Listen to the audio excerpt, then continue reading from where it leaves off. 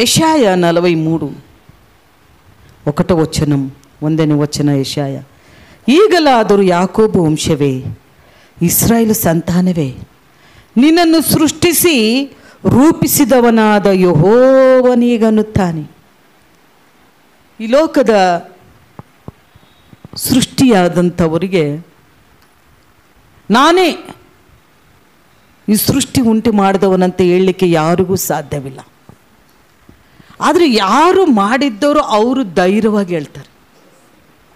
ಅದಕ್ಕೆ ದೇವರು ಹೇಳ್ತಾ ಇದ್ದಾನೆ, ನಿನ್ನನ್ನು ಸೃಷ್ಟಿಸಿ.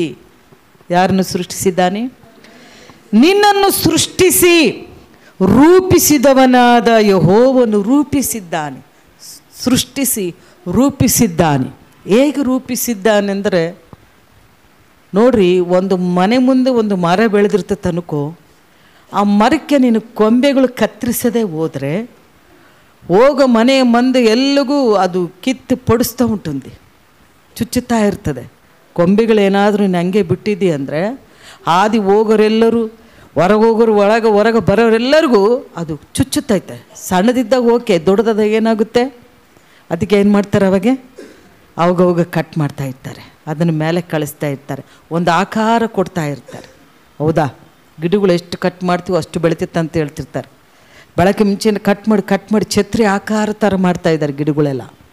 ಅದಕ್ಕೆ ದೇವ್ರು ಹೇಳ್ತಾನೆ, ಇವತ್ತು ನಮ್ಮಲ್ಲಿ ದ್ವೇಷ, ಪಗ, ಕಕ್ಷಿ, ಅಸೂಯೆ, ಇದು ಒಳ್ಳೆಯದು ಕೆಟ್ಟದ್ದು ಅನ್ನೋದು ನಮ್ಮಲ್ಲಿ ಒಳ್ಳೆಯದೇ ಇದ್ದುದಿಲ್ಲ. ಅಂಥವುದೆಲ್ಲ ದೇವರು ನಮ್ಮನ್ನು ರೂಪಿಸಿ ನಮ್ಮನ್ನು ಕ್ಷಮಿಸುವರನ್ನಾಗಿ, ಕಟ್ಟುವರನ್ನಾಗಿ, ಬಿದ್ದು ಹೋದವರನ್ನು ಎತ್ತುವರನ್ನಾಗಿ, ನಾಟುವರನ್ನಾಗಿ ದೇವರು ಇವತ್ತು ನಮ್ಮನ್ನು ನಡೆಸಿದ್ದಾನೆ. ಹಲ್ಲೆಲೂಯ. ಅದಕ್ಕೆ ಇವತ್ತು ನಿಮ್ಮ ಏರಿಯಾಗಳಲ್ಲಿ, ನಿಮ್ಮ ಮನೆಗಳಲ್ಲಿ ನೀವು ಸಾಕ್ಷಿ ಉಳ್ಳವರಾಗಿರ್ತೀರಿ. ಸಾಕ್ಷಿ ಉಳ್ಳವರು. ಮೊನ್ನೆ ನನ್ನ ಮಗಳು ಅಂತಿದ್ಲು ರಾತ್ರಿ, ಅಮ್ಮ ನೀನು ಕಡುಪಲೂ ಬಿಟ್ಟು ನೀ ಸ್ವಭಾವ ಒಕ್ಕಟ್ರಲ್ಲಿ ಚುಡಮ್ನಾಕೆ ಅಂತ. ನಾನು ಅಂತಿದ್ದೆ, ಯಾಕಮ್ಮ, ಐತೆ ಕೆಲವು ಇದ್ದಾವೆ, ಗಿವಿಂಗ್ ನೇಚರು, ಕೊಡೋದು, ಕನಿಕರ, ಪ್ರೀತಿ ಐತೆ ನಿನಗೆ ಅಂದ್ರೆ. ಲೇದಮ್ಮ ನಾ ಕೋಪಂ ఎక్కువ కదా ಅಂತಿರ್ತಾಳೆ. ನೀ ಕೋಪಂ ತక్కుವ, ನಾ ಕೋಪಂ ఎక్కువ కదా ಅಂತ. ನಾನಂದೆ, ಅದು ತಂದೆ ತಾಯಿಯಿಂದ ಬಂದಂತಲ್ಲಮ್ಮ, ದೇವರಲ್ಲಿ ಕೇಳಿದ್ರೆ ದೇವರು ಅದನ್ನು ನಮಗೆ ಬದಲು ಮಾಡ್ತೇನೆ. ಅವನಿಗದ ಮುಂದೆ ಇಡಿಸ್ತಾ ಮಾಗ ಕೂಡ ಬಾగా ಅರಿಸ್ತಾం, ಮೊಗಡೇನು ಪಟ್ಕೊತಾನೆ ಇಸ್ತಾಂ. ಆದರೆ ಕ್ರಿಸ್ತನ ಯೇಸುವಿನಲ್ಲಿ ನಾವು ಮಾರ್ಪಡವರಾಗಿದ್ದೇವೆ. ಹಲ್ಲೆಲೂಯ. ಮಾರ್ಪಟ್ಟ ಹೊಂದುವುದರಿಂದ ಹ್ಯಾಂಗೆ ಮಾಡಬಾರ್ದು, ಹಿಂಗೆ ಅನ್ನುವೊಂದು ಇದು. ಅದಕ್ಕೆ ಮಿತಿ ಮೀರಿದಾಗ ಎಲ್ಲರೂ ಎದ್ದು ನಿಂತ್ಕೊಳ್ತೀವಿ, ಎಲ್ಲರೂ. ಹೌದಿಲ್ಲ? ಅದಕ್ಕೊಂದು ತಡೆ ಐತೆ, ಅದಕ್ಕೊಂದು ಮಿತಿ ಐತೆ, ಅದಕ್ಕೊಂದು ಹದ್ದು ಐತೆ. ಹಲ್ಲೆಲೂಯ. ಹೌದು. ಇದು ಬದಲು ಮಾಡಿದ ದೇವರು ನಮ್ಮ ಶಕ್ತಿ, ನಂಬಲ್ಲ ಅಲ್ಲ. ಹೌದಾ? ದೇವರು ನಮಗೆ ಆ ಸಮಾಧಾನ, ಸಂತೋಷ, ನೆಮ್ಮದಿ, ಪ್ರೀತಿ ಕೊಟ್ಟಿದ್ದಾನೆ, ಸಹನೆ ಕೊಟ್ಟಿದ್ದಾನೆ, ಕನಿಕರ ಕೊಟ್ಟಿದ್ದಾನೆ, ಪ್ರಾರ್ಥನೆ ಜೀವಿತವನ್ನು ಕೊಟ್ಟಿದ್ದಾನೆ. ಆತನು ಇದು ಒಳ್ಳೆಯದು ಅಂತ ನಮಗೆ ನಮ್ಮ ಕಣ್ಣುಗಳು ತೆರೆದಕ್ಕೋಸ್ಕರ ಇವತ್ತು ನಾವು ಒಳ್ಳೆಯರಾಗಿ ಜೀವಿಸ್ತಾ ಇದ್ವಿ. ಹಲ್ಲೆಲೂಯ. ಅದಕ್ಕೆ ನಿನ್ನನ್ನು ಸೃಷ್ಟಿಸಿ ರೂಪಿಸಿದವನಾದ ಯೆಹೋವನಿಗೆ ಅನ್ನುತ್ತಾನೆ, ಭಯಪಡಬೇಡ, ನಾನು ನಿನ್ನನ್ನು ವಿಮೋಚಿಸಿದೆನಲ್ಲ, ನಿನ್ನ ಹೆಸರಿಡಿದು ಕರೆದನಲ್ಲ, ನೀನು ನನ್ನವನೇ. ಇವತ್ತು ಈ ಲೋಕದಿಂದ ಬೇರ್ಪಡಿಸಿ ನಿನ್ನ ಕರೆದುಕೊಂಡು ಬಂದಿದ್ದಾನೆಂದರೆ ದೇವ್ರ ವಾಕ್ಯ ಹೇಳ್ತಿದೆ, ನೀನು ನನ್ನನ್ನು ಹುಡುಕಿಕೊಂಡು ಬಂದಿಲ್ಲ, ನಾನೇ ನಿನ್ನನ್ನು ಹುಡುಕಿಕೊಂಡು ಬಂದೇನೆ. ದೇವರು ಇವತ್ತು ಹುಡುಕಿಕೊಂಡು ಬಂದಾನೆ. ನಮ್ಮ ಹೃದಯ ತೆರೆದಿವಿ, ಆತನ ಒಳಗೆ ನಮ್ಮೊಳಗಿದ್ದಾನೆ. ಆದ್ದರಿಂದ ದೇವರು ಹೇಳ್ತಾನೆ, ನಾನು ನಿನ್ನ ಹೆಸರಿಡಿದು ಕರೆದಿದ್ದೇನಲ್ಲ. ಹೌದಾ? ಹೆಸರು. ಅದಕ್ಕೆ ಭಾಳ ಮಂದಿ ಬದಲು ಮಾಡ್ರಮ್ಮ ಹೆಸರು, ಬ್ಯಾಪ್ಟಿಸಮ್ ಕೊಡ್ಬೇಕಾಲಕ್ಕೆ ಬದಲು ಮಾಡಿರಿ ಅಂತ. ನಾಳೆ ಪರಲೋಕದ ಹೋದಾಗ ನೀನು ಫಸ್ಟ್ ಹೆಸರು ಕರೀತಾರೆ, ಯಾವ ಹೆಸರು ಕರೀತಾರೆ? ಫಸ್ಟ್ ಹೆಸರೇ.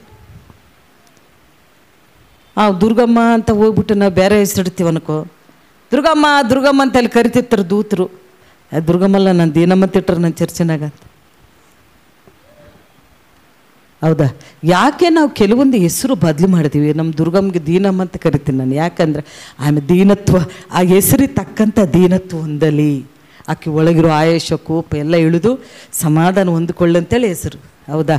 ಸಂತೋಷಮ್ಮಗೆ ಸಂತೋಷ, ಹುಲಿಗಮ್ಮ ಅಂತಾರೆ, ಆ ಸ್ವಭಾವ ಎಲ್ಲೆಲ್ಲಿ ಬರ್ತದಂತ ಸಂತೋಷಮ್ಮ ಅಂತೀವಿ. ಯಾಕೆ? ಸಂತೋಷವಾಗಿರಲಿ ಅಂತ. ಅದಕ್ಕೆ ಉಗ್ಗಲು ಹುಲಿಗಮ್ಮ ನಕ್ಕ ಅಂತ ಆರಾಧಿಸ್ತಾನೆ ಇರ್ತಾಳೆ. ಆ ಹೆಸರಿಗೆ ಅವ್ರು ಮಾರ್ಪಾಡು ಹೊಂದಲಿ ಅಂತ. ಹಲ್ಲೆಲೂಯ. ನಾನು ನೀನು ವಿಮೋಚಿಸಿದೆನಲ್ಲ, ನೀನು ಹೆಸರಿಡಿದು ಕರೆದನಲ್ಲ, ನೀನು ನನ್ನವನೇ, ನೀನು ಜಲರಾಶಿಯನ್ನು ಹಾದು ಹೋಗುವಾಗ ನಾನು ನಿನ್ನ ಸಂಗಡ ಇರುವೆನು. ನದಿಗಳನ್ನು ದಾಟುವಾಗ ಅವು ನಿನ್ನ ಮುಳುಗಿಸವು. ಉರಿಯಲ್ಲಿ ನಡೆಯುವಾಗ ನೀನು ಕಂದದಿರುವೆ. ಜ್ವಾಲೆಯು ನಿನ್ನನ್ನು ದಹಿಸದು. ಯೆಹೋವನೆಂಬ ನಾನು ನಿನ್ನ ದೇವರಾಗಿದ್ದಾನಷ್ಟೇ. ಇಸ್ರಾಯೇಲ್ ಸದಮಲ ಸ್ವಾಮಿಯಾದ ನಾನು ನಿನ್ನ ರಕ್ಷಕನು. Hallelujah, hallelujah. ನೀನು ನನ್ನವನೆಂತೈತೆ, ಆದರೆ ತೆಲುಗಿನಲ್ಲಿ ಭಾಳ ಚೆನ್ನಾಗಿದೆ. అయితే యాకోబు నిన్ను సృష్టించినవాడు యెహోవా, ఇశ్రాయేలు నిన్ను నిర్మించినవాడు ఇలాగ సెలవిచ్చుచున్నాడు. నేను నిన్ను విమోచించి ఉన్నాను, భయపడుకుము. పేరు పెట్టి నిన్ను పిలిచితిని, నువ్వు నా సొత్తు. ಇಲ್ಲಿನೂ ಇದೆ, ಭಯಪಡಬೇಡ ಅಂತೈತೆ. ಮುಂದೆ ಭಯಪಡಬೇಕುಮು. ಪೇರು ಪೆಟ್ಟಿ ನಿನ್ನ ಪಿಲಿಚುನ, నువ్వు నా ಸೊತ್ತು. ಕನ್ನಡದಲ್ಲಿ ನೀನು ನನ್ನವನು ಅಂತ ಹೇಳ್ತೇನೆ, ಆದರೆ ತೆಲುಗಿನಲ್ಲಿ నా సొత్తు. సొత్తును ఎక్కడైనా పడేస్తూ పోగొట్టుపోతాం. రోడ్డుగోళ్ళేం పోతే పోనీలే అని. ఇప్పుడు రోడ్డుగోళ్ళైనా మనం బీరువులో పెడతాం. ఎందుకు 2000 3000 పెట్టింటాం కదా అని. అయితే సొత్తు, బంగారు సొత్తు ఏడంటే పెట్టరు. అందుకే అలాగే దేవుడు కన్ను గుడ్డు వలె, రెప్ప వలె నిన్ను, నా కుటుంబాన్ని దేవుడు కాపాడుతున్నాడు. నిన్ను కుటుంబం. హల్లెలూయా.